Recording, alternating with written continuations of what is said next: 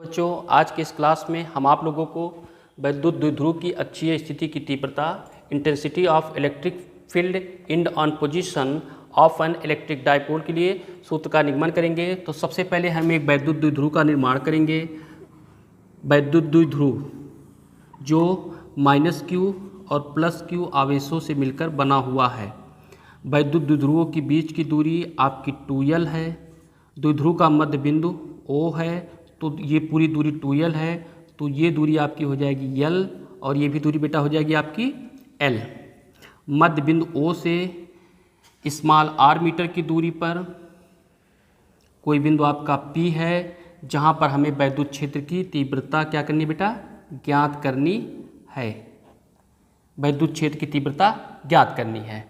अब आप यहाँ बेटा देख रहे हो कि ये वैद्युत क्षेत्र की तीव्रता ज्ञात करनी है, और ये इसके बारे में यदि आपको लिखना होगा तो आप सिंपली लिखेंगे कि माना -Q +Q आवेशों से मिलकर कोई वैद्युत द्विध्रुव का निर्माण हुआ है, जो एक प्राप्त वैद्युत माध्यम में रखा गया है। द्विध्रुवों के बीच की दूरी 2L है। द्विध्रुव का मध्य बिंदु O है। मध्य बिंदु O से स्मॉल r मीटर की दूरी पर कोई बिंदु P है, जहां हमें वैद्युत क्षेत्र की तीव्रता ज्ञात करनी है।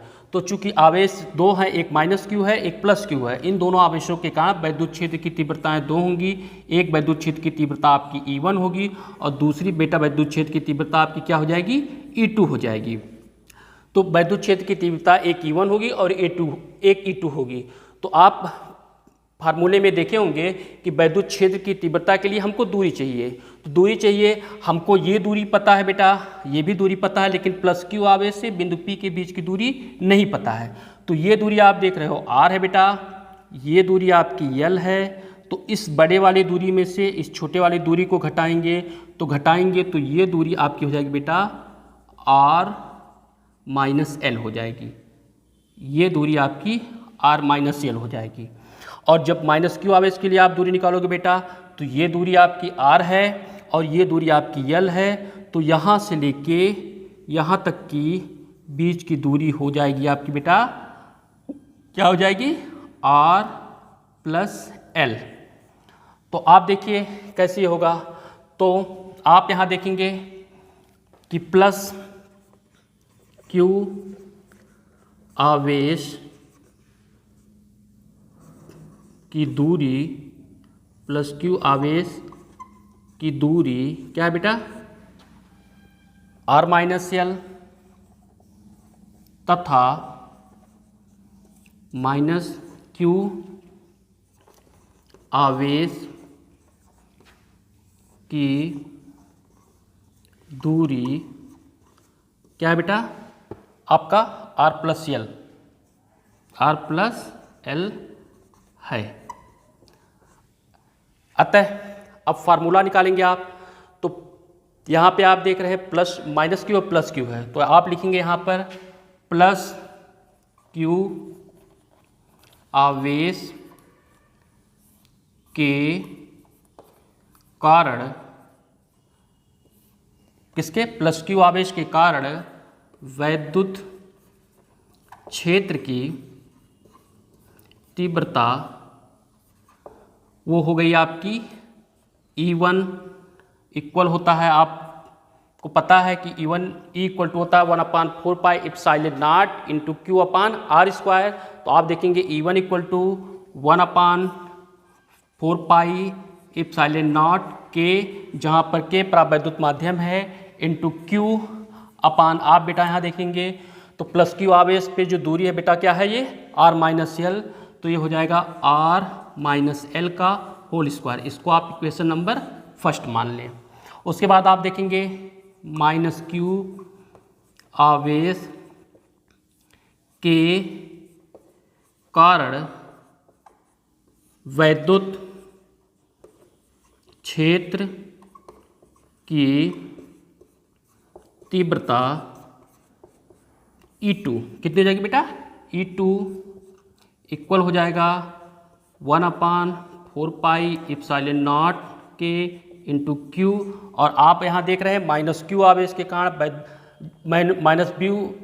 -Q आवेश पर इसके बीच की दूरी आपकी क्या है बेटा, R+L। तो इसके बीच की दूरी क्या हो जाएगी बेटा, R+L का होल स्क्वायर। ये हो गया आपका इक्वेशन नंबर सेकंड। अब आप फिगर को देखेंगे कि जो E1 है वो बाहर की तरफ जा रहा है और जो E2 है वो अंदर की तरफ आ रहा है, अर्थात दोनों तो बराबर हैं। E1 भी है, E2 दोनों वैद्युत क्षेत्र की तीव्रताएं हैं, लेकिन एक दूसरे के विपरीत दिशा में है। तो किसी ना, अब इसमें हम लोग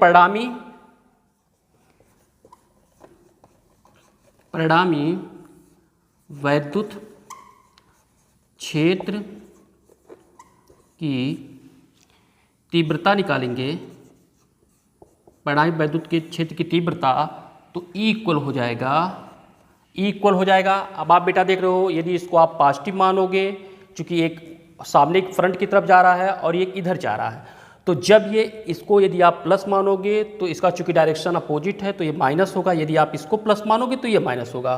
तो हमने मान लिया कि E1 जो है क्या होगा, बड़ा होगा, तो E इक्वल टू हो गया आपका E1 माइनस E2। क्या हो गया बेटा, E1 माइनस E2। तो अब आप देख रहे हैं E1 की वैल्यू आई हुई है और E2 की वैल्यू आई हुई है। अब हम लोग क्या करेंगे कि E1 और E2 के वैल्यू को हम लोग पुट कर देंगे। तो देखिए,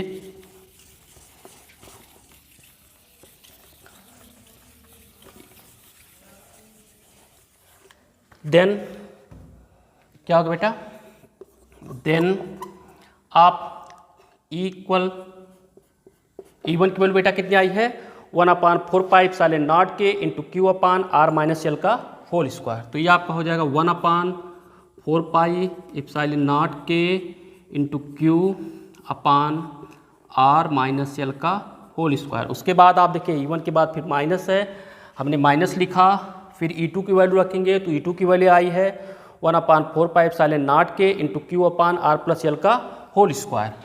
1/4 पाई एप्सिलॉन नॉट के into q upon r plus l का होल स्क्वायर। अब यहाँ पे बेटा आप देखेंगे कि यहाँ पर 1/4 पाई एप्सिलॉन नॉट के क्यू और यहाँ पर भी 1/4 पाई एप्सिलॉन नॉट के क्यू, ये दोनों में कॉमन है। ये दोनों में क्या बेटा, ये कॉमन है। जो कॉमन हो उसको आप बाहर निकाल देंगे। तो बाहर निकालेंगे तो 1/4 पाई एप्सिलॉन नॉट के इंटू क्यू को आपने बाहर निकाल दिया, तो बचा क्या बेटा, 1/r माइनस एल का होल स्क्वायर। यहाँ साइन माइनस था, हमने माइनस लिखा, 1/r प्लस एल का होल स्क्वायर हो गया। अब आप देखेंगे इक्वल 1/4 पाई एप्सिलॉन नॉट के इंटू क्यू। अब यहाँ पे आप देखेंगे हम लोग एलसीएम लेंगे, यहाँ पर r माइनस एल है बेटा, यहाँ पर r प्लस एल है, तो पहले एलसीएम हो जाएगा r माइनस एल और आपका हो जाएगा r plus L, r minus L r plus L. यहाँ पर भी आपका स्क्वायर है, यहाँ पर भी स्क्वायर है, तो इन दोनों को हम होल स्क्वायर कर लिए। क्या कर लिए बेटा, होल स्क्वायर कर लिए। अब बचा क्या यहाँ पर वो देखिए, हाँ बेटा, तो आप देखेंगे कि r माइनस एल है r प्लस एल, तो इसका एलसीएम r माइनस एल हो गया और r प्लस एल हो गया। चूंकि दोनों पे स्क्वायर, यहाँ भी स्क्वायर यहाँ स्क्वायर है, तो इन दोनों का हमने होल स्क्वायर निकाल दिया। अब चूंकि यहाँ पर देख रहे हैं इन दोनों का हर r माइनस एल है r प्लस एल दोनों अलग अलग हैं, तो अलग अलग होने पे इन दोनों का आप क्रॉस मल्टीप्लाई कर देंगे। तो क्रॉस मल्टीप्लाई में यहाँ पे हो जाएगा आपका r प्लस एल का होल स्क्वायर, यहाँ साइन माइनस था हमने माइनस रखा, फिर क्या है आपका बेटा r माइनस एल का होल स्क्वायर। अब आप क्या करेंगे, 1/4 पाई एप्सिलॉन नॉट के इंटू क्यू। अब इसको आप a प्लस बी के होल स्क्वायर से खोलेंगे, तो a square plus b square, a plus b का होल स्क्वायर होता है बेटा a square plus b square plus 2ab, then r plus l का होल स्क्वायर हो जाएगा आपका r square plus l square plus 2rl। Bracket में रखेंगे, यहाँ माइनस था हमने माइनस रखा, फिर r माइनस एल है, तो आपने पढ़ा होगा a माइनस बी का होल स्क्वायर होता है a square minus 2ab plus b square, then आपका हो जाएगा r square plus l square minus 2rl। अब नीचे आप देख रहे हो ये आपका हो गया a माइनस बी, ये हो गया आपका a प्लस बी। तो आपने पढ़ा होगा एक ब्रैकेट में a माइनस बी, दूसरे ब्रैकेट में a प्लस बी, तो होता है a square minus b square. तो ये आपका हो जाएगा क्या बेटा, r square minus l square का होल स्क्वायर। अब आगे आप देखेंगे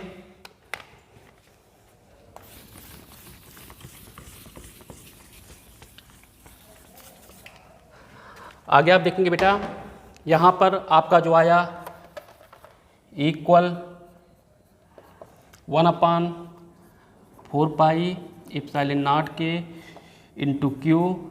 अब यहाँ पे हम इस पूरे को लिखेंगे r² plus l² plus 2rl। अभी माइनस है तो इस पूरे का साइन चेंज कर देगा, तो ये आपका हो गया -r² माइनस l²। यहाँ माइनस था तो इसको प्लस कर देगा, प्लस 2rl अपान, यहाँ पे क्या था आपको बेटा r² माइनस l², आप लिख देंगे r² और माइनस l² का होल स्क्वायर। अब आप देखेंगे यहाँ पर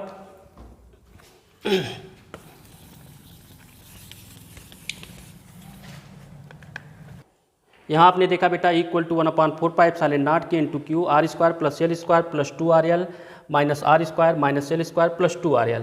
तो यहाँ माइनस r² है, यहाँ प्लस r² ये कट गया, यहाँ minus l² plus l² cut गया। तो आप यहाँ पे देखेंगे 1/4 पाई एप्सिलॉन नॉट के इंटू क्यू, यहाँ पे आप देखेंगे 2rl ये आपका हो गया 4rl और नीचे हो गया आपका r² माइनस l² का होल स्क्वायर। अब इसको हम ब्रेक कर रहे हैं तो आप ध्यान देंगे 4 पाई एप्सिलॉन नॉट के इंटू क्यू इंटू 2 इंटू 2 2 जा 4 इंटू r इंटू l अपान r² माइनस l² का होल स्क्वायर। क्या हो गया बेटा होल स्क्वायर। तो आपने देखा होगा ये 2ql है, आपने सुना होगा चूँकि P इक्वल होता है 2ql के P। तो यहाँ देख रहे हैं बेटा P इक्वल टू 2ql, तो देन आपका E इक्वल हो जाएगा 1/4 पाई एप्सिलॉन नॉट के इंटू, यहाँ पर देखिए आपका 2ql हो गया तो 2ql ये हो गया, तो आपका क्या हो गया यहाँ पे 2 बचा हुआ है 2 और यहाँ पे क्या बचा हुआ है आपका r और 2ql जो हुआ 2ql हुआ, इसकी जगह पे आप लिख देंगे बेटा क्या p अपान नीचे आपका क्या है r² माइनस l² का होल स्क्वायर। अब यहाँ पे आप देखेंगे चूँकि l लेस लेस किसके है r के, l लेस लेस r है, देन l² लेस लेस किसके होगा बेटा r² के, जिसे हम लोग क्या मान लेंगे नगण्य, जिसे हम नगण्य मान सकते हैं।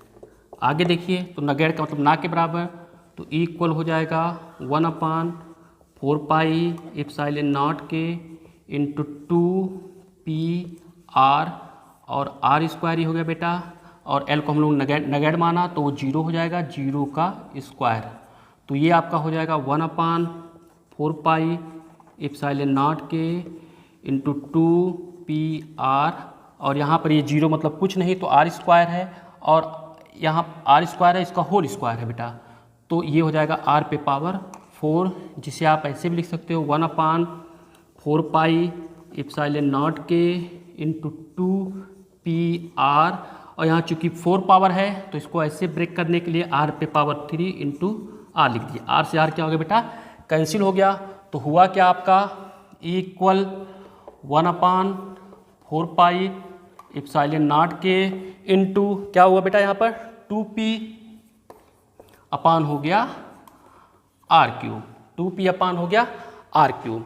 इक्वल होगा 1/4 पाई एप्सिलॉन नॉट के इंटू 2p अपान r³, और इसकी जो यूनिट होती है न्यूटन यूनिट होती है, इसकी यूनिट होती है न्यूटन प्रति कूलाम। ये आपका फार्मूला प्रूफ हो गया। अब आपको पता है कि निर्वात अथवा वायु में कैपिटल K इक्वल होता है 1, वैक्यूम और एयर में कैपिटल K की वैल्यू 1 होती है, तो देन क्या हो जाएगा E equal 1/4 pi epsilon not, K हट गया तो तो आपका हो गया 2p/r³ न्यूटन प्रति कूलाम। एक ये हो गया, या आपको हम पिछले क्लासेज में बता चुके हैं 1/4πε0 की वैल्यू होता है 9 × 10⁻9। देन इक्वल हो जाएगा 9 × 10⁻9 2p/r³ न्यूटन प्रति कूलाम। ये हो गया बेटा आपका द्विध्रुव की अक्षीय स्थिति की तीव्रता के लिए फार्मूला इक्वल 9 × 10⁻9 2p/r³ न्यूटन प्रति कूलाम। यदि ये वीडियो आपको अच्छा लगे तो ज़्यादा से ज़्यादा सब्सक्राइब और लाइक करें ताकि नई नई अपडेट्स आपको मिलते रहें। धन्यवाद।